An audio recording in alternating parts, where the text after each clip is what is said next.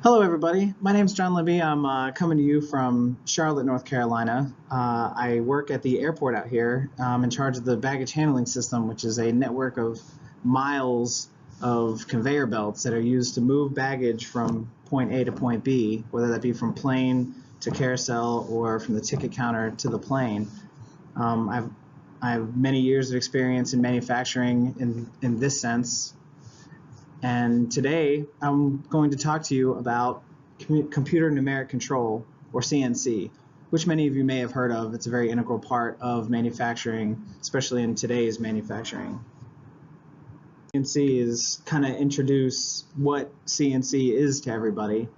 Some people may not have experience with it, may not know exactly what CNC is. I want to talk about how it kind of came up and started and became so popular. I'm going to talk about its uses today in manufacturing, what exactly we use computer numeric control for. And I would like to talk a little bit about the future of CNC and how much it's going to change manufacturing as we know it in the future. So, as an introduction to CNC, quite simply put, it's computer numeric control. It's used to tell a machine what to do, to give a tool a job and have it perform its uses. That sounds a lot simpler than it is in reality, but in the end, it should create a machine or a tool that can create a device that eliminates the human element.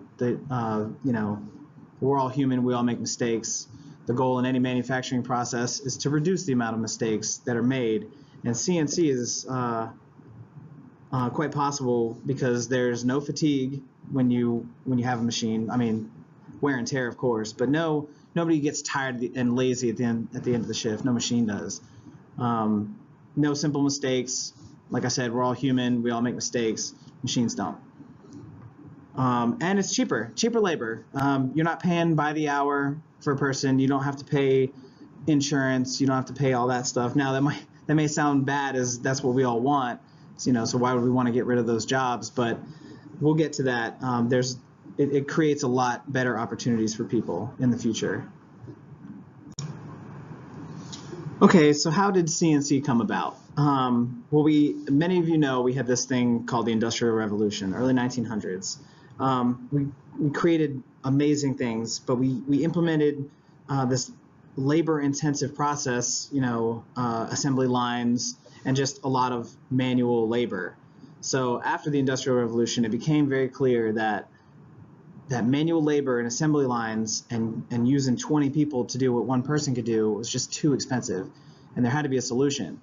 So it started to appear that machines were going to be the answer. Before CNC, it was simply called numeric control. They used these strips called punch tape. It was just a strip of paper that had holes in it that, as it was fed through a machine, it was just a binary process of either enable or disable. And as it ran through, it could actually create parts, or at least drill holes or cut, or something that could eliminate one human process from the whole thing. And as the technology increased, especially by the 1960s, where they had computers that could operate this code to operate machines, that's where CNC really came about, and it really became clear that it was going to be the solution to manufacturing in the future. So obviously computers have changed drastically since the 1960s. Computers as we know it, and they use microprocessors, which have made computers much smaller and even much cheaper once the development of microprocessors became so common. So around the 1980s, microprocessors began being used in tools that utilize CNC. This made them, they perform much faster, much more reliably. They didn't have that messy punch tape that you had to deal with, and it made them much smaller and much more capable of being spread out to the smaller guys, the smaller factories and plants. And in 2000, the National Institute of Standardized Technology open sourced CNC. They open sourced the code and allowed everybody with access to the internet to be able to download this and learn how CNC is used and how they can use it in their homes even.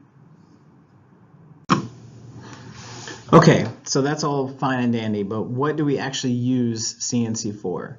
I think the golden rule is any process, especially in manufacturing, can be controlled with a machine and CNC. The limit is human imagination, and at some point it becomes the technology available now, but for right now, any process can be automated. From building a car to painting a car to building a pot. I mean, anything can be automated. Very common uses of CNC today. We have the CNC router, which you can see here. It's simply a drill. It's just it's no different from a drill press. It uses code and CNC to control the depth of the drill bit, and then it also moves the plane, the platform of whatever material you have set in there. And as it moves it around, shapes are then created.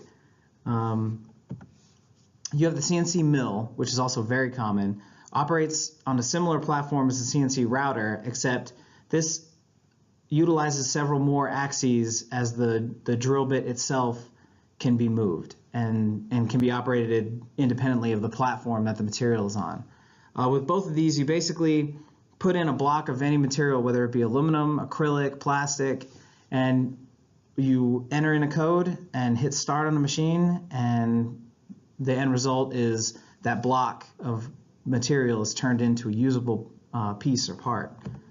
We have the CNC lathe, which is you set a material spinning on an axis, and then a cutting tool is then guided in both laterally and in depth, controlled by code, and the finished product is something along the lines of you'll see stuff like chess pieces, anything that's cylindrical or round.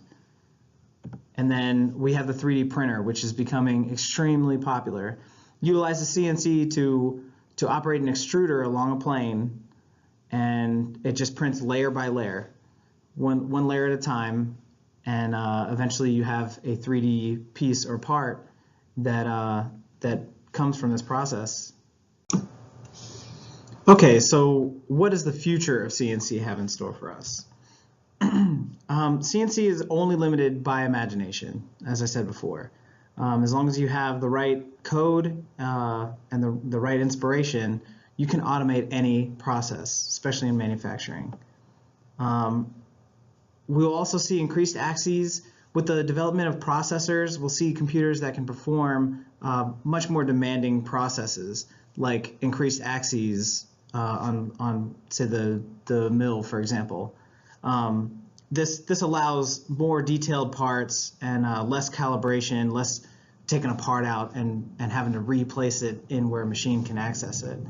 Robotics are this is where CNC is really gonna take off.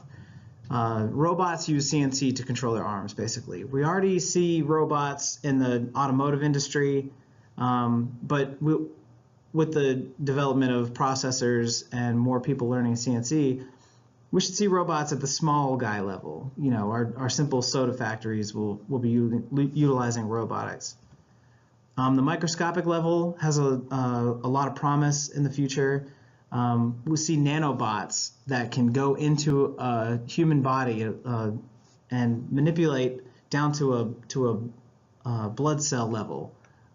We'll see things like robots taking cancer cells out of people, stuff like that. And then the massive scale. We already have 3D printers, so the only limitation to 3D printing on a massive scale is building the machines that it requires. In the very soon future, we will see buildings printed in front of us, and not even small ones. We'll see massive structures that are built utilizing CNC and 3D printing technology. So as I said before, this is going to take away manual labor. The whole point of CNC is to take the human element out of the manufacturing process. Now this might sound like a bad thing, might sound like taking away jobs, But in the end, you might take away 5 jobs to create 1 job. That's going to be a much better paying, technically involved, more demanding job. Now this goes down to any level. I mean, we're already seeing McDonald's and Wendy's are already looking into automating the process of making a cheeseburger. So there will be a curve. More people, there will be higher paying jobs, but there will be less jobs available. So the key to this is to staying on top with all the current technology that's coming out and learning how to use all this stuff. Because in the end, the people that fail to adapt and fail to learn this new technology are just going to be stuck behind, and none of this will be a benefit to them. But the jobs that will come out of CNC will be higher paying, more benefits, and just a more respectable job. So in conclusion, CNC is going to be the future of manufacturing. Most processes people will try to automate. Nobody wants to see the human element in any manufacturing process. There's going to be a high demand for people that know how to utilize CNC, know how to code and program, or even technicians that can work on the machines that are automated. It will replace most manual labor jobs. Anything that you see now, from waitresses to burger flippers, you're going to see these jobs go away and be replaced by robots or machines that are coded to do their job. So the key is, do not get stuck behind the curve. You stay on top of the technology that's coming out. I think we're all in a benefit with this industrial technology degree. I think we all have the skills and skill sets to put us in a position to be successful. So with that being said, just remember, manual labor is the enemy. In any manufacturing process, manual labor is where the mistakes are made and where the money goes. So automation is key, and it's going to be the future of manufacturing as we know it.